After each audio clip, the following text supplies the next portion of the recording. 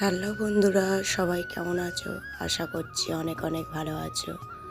ঋতু লাইফস্টাইলে স্বাগত। আজকে নিয়ে চলে এসেছি পাটিসাপটার রেসিপি।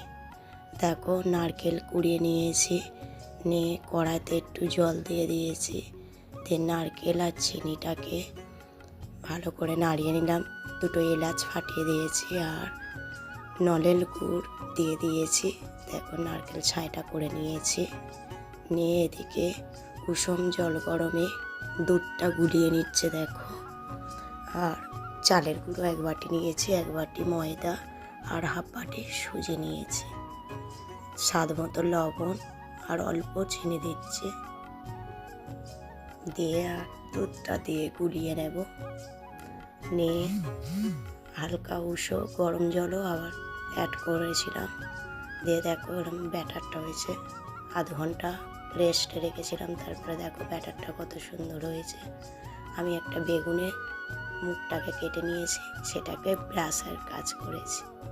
দেখো, সুন্দর করে একটা দিয়ে নিয়েছি, আর ওই নারকেল ছাইটাকে লম্বা করে দিয়ে দিচ্ছি। দেখো, দিয়ে একদম মুড়িয়ে রোল করে নিচ্ছি। দেখো কত সুন্দর পিঠেগুলো হচ্ছে, খুব দারুণ হয়েছিল পিঠেগুলো।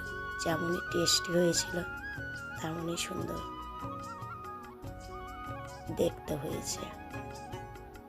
দেখো, আরও কয়েকটা করে নিচ্ছে। দেখো, একইভাবে চাটুতে দিয়ে নিয়েছি পাতলা করে, দিয়ে নিয়ে দেখো নারকেলের ছাইটা দিয়ে দিলাম লম্বা করে, দিয়ে মুড়িয়ে নেব।